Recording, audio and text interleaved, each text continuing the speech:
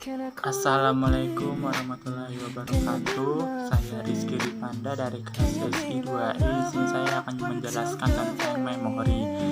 Memori adalah bagian dari komputer tempat program-program dan data-data disimpan. Beberapa pakar komputer, terutama dari Inggris, menggunakan istilah storage atau storage untuk memori. Meskipun kata storage sering digunakan untuk menunjuk ke penyimpanan di disket tanpa sebuah memori sebagai tempat untuk mendapatkan informasi guna dibaca dan ditulis oleh prosesor, maka tidak akan ada komputer digital dan sistem penyimpanan program. Walaupun konsep sederhana, memori komputer memiliki aneka ragam jenis teknologi, organisasi, untuk kerja dan harganya. Dalam memori internal dan bab selanjutnya membahas memori eksternal. Perlu dijelaskan sebelumnya, perbedaan keduanya yang sebenarnya fungsinya sama untuk menyimpanan program maupun data. Memori internal adalah memori yang dapat diakses langsung oleh prosesor. Sebenarnya terdapat beberapa macam memori internal, yaitu register yang terdapat di dalam prosesor, sese memori, dan memori untuk berada di luar prosesor.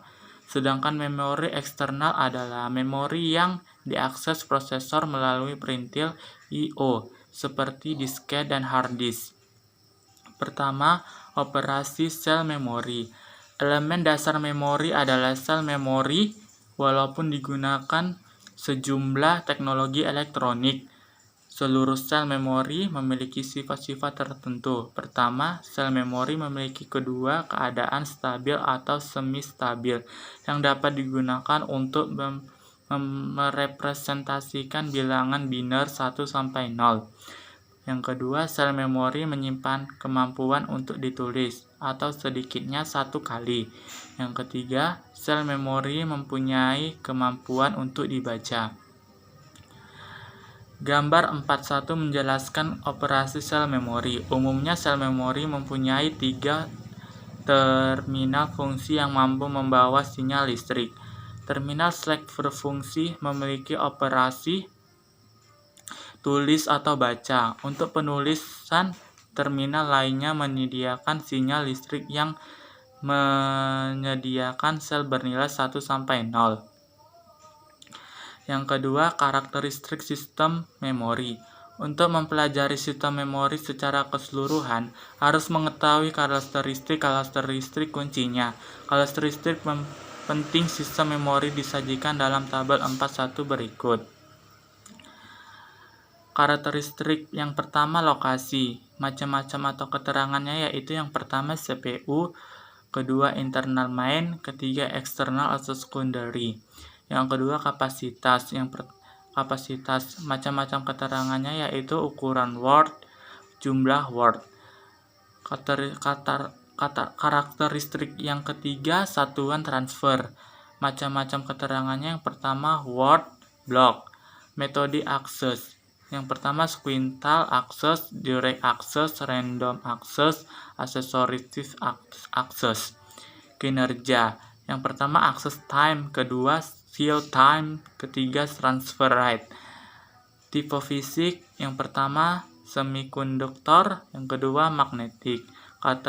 Karakteristik fisik, yang pertama volatil atau non volatil, yang kedua erasable atau non erasable. Dilihat dari lokasi memori dibedakan menjadi beberapa jenis, yaitu register, memori internal, dan memori eksternal. Register berada di dalam chip prosesor. Memori ini diakses langsung oleh prosesor dalam menjalankan operasinya. Register digunakan sebagai memori sementara dalam perhitungan maupun pengelolaan data dalam prosesor. Memori internal adalah memori yang berada di luar chip prosesor namun mengakseskannya langsung oleh prosesor. Memori internal dibedakan menjadi memori utama dan sese memori. Memori eksternal dapat diakses oleh prosesor melalui perintil I/O. Memori ini dapat berupa disk maupun pita. Karakteristik lainnya adalah kapasitas. Kapasitas memori internal maupun eksternal biasanya dinyatakan dalam bentuk bit. Pertama, bit sama dengan 8 bit atau word. Panjang word umumnya 8,16,32 bit. Memori eksternal biasanya lebih besar kapasitasnya daripada memori internal. Hal ini disebabkan karena teknologi dan sifat penggunaannya yang berbeda. Karakteristik berikutnya adalah satuan transfer. Bagi memori internal, satuan transfer sama dengan jumlah saluran data yang masuk ke dan keluar dari modul memori. Jumlah saluran ini seringkali sama dengan panjang word, tapi dimungkinkan juga tidak sama. Tiga konsep yang berhubungan dengan satuan transfer, yaitu yang pertama, word, merupakan satuan alami organisasi memori. Ukuran word biasanya sama dengan jumlah bit yang digunakan untuk referensi, bilangan, dan panjang instruksi. Yang kedua, addressable units. Pada sejumlah sistem, addressable units adalah word. Namun terdapat sistem dengan pengalamatan pada tingkatan bit. Pada semua kasus hubungan antara panjang A satu alamat dan jumlah N, addressable unit adalah 2A sama dengan N.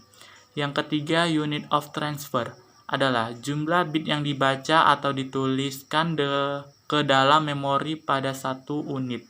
Pada memori eksternal, transfer data biasanya lebih besar dari satu word, yang disebut dengan blok. Perbedaan tajam yang terdapat pada sejumlah jenis memori adalah metode aksesnya. Terdapat 4 macam metode. Yang pertama, split access, memori organisasi menjadi unit-unit dan yang disebut record. Yang kedua, direct access. Maka sequential access terdapat shared read atau read machines. Setiap blok dan record memiliki alamat unit berdasarkan lokasi fisiknya. Yang ketiga, random access. Setiap lokasi memori dipilih secara random dan diakses serta dialamati secara langsung. Contohnya adalah memori utama. Yang keempat, associative access merupakan jenis random access yang memungkinkan pembandingan lokasi bit yang diinginkan untuk mencocokkan. Jadi data dicari berdasarkan isinya, bukan alamatnya dalam memori. Contoh memori ini adalah session memori yang akan dibahas di akhir bab ini. Berdasarkan karakteristik unjuk kerja, memiliki 3 parameter utama pengukuran unjuk kerja, yaitu access time. Bagi random access memory, waktu akses adalah waktu yang dibutuhkan untuk melakukan operasi baca dan tulis. Yang kedua, memory cell time. Konsep yang digunakan pada random access memory dan terdiri dari access time ditambah dan dengan waktu yang diperlukan transmit agar hilang pada saluran sinyal. Yang ketiga, transfer rate adalah kecepatan data transfer ke unit memori atau dari unit memori. Yang ketiga, keandalan memori. Unit memperoleh keandalan sistem ada 3 pernyataan yang ditunjukkan. Beberapa banyak cepat, beberapa mahal. Pernyataan beberapa banyak adalah suatu yang sulit dijawab karena beberapa pun kapasitas memori tentu diaplikasikan menggunakannya. Jawaban pertanyaan beberapa cepat adalah memori harus mempunyai mengikuti kecepatan CPU sehingga terjadi sinkronisi kerja antar CPU dan memori tanpa adanya waktu tunggu karena komponen lain selesai prosesnya. Yang kelima, jenis memori random access. Semua jenis memori yang dibahas pada bagian ini adalah berjenis random access, yaitu data secara langsung diakses melalui logik pengalah write-in.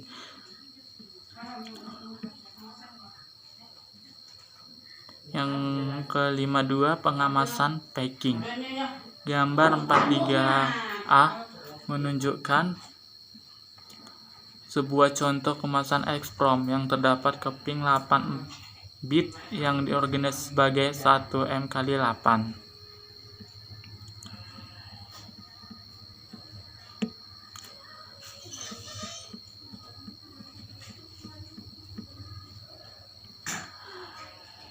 Yang terakhir, jumlah CC. Terdapat dua macam letak CC, berada dalam keping proses yang disebut on-chip CC atau CC internal, kemudian berada di dalam si prosesor yang disebut off-chip CC atau CC eksternal. CC eksternal diletakkan dalam prosesor sehingga tidak memerlukan bus eksternal, akibatnya waktu aksesnya akan cepat sekali apabila panjang lintasan internal bus prosesor sangat pendek untuk mengakses CC internal.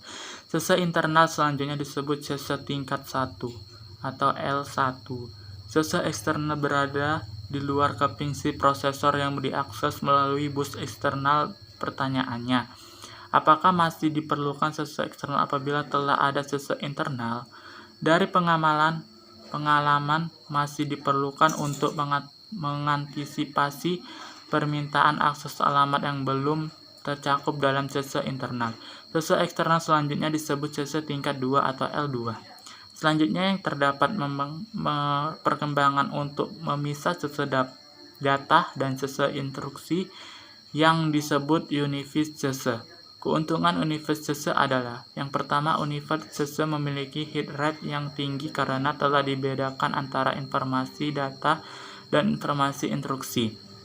Yang kedua, hanya sebuah CC saja yang perlu dirancang dan diimplementasikan. Namun terdapat kecenderungan untuk menggunakan split CC, terutama pada mesin-mesin superscalar seperti Pentium dan PowerPC, yang menekankan pada paralel prosesor dan perkiraan eksternal yang akan terjadi. Kelebihan utama split CC adalah mengurangi persaingan antara prosesor instruksi dan unit instruksi untuk mendapatkan CC, yang mana hal ini sangat utama bagi perancangan prosesor pepilining. Mungkin ini saja yang bisa saya sampaikan. Wassalamualaikum warahmatullahi wabarakatuh.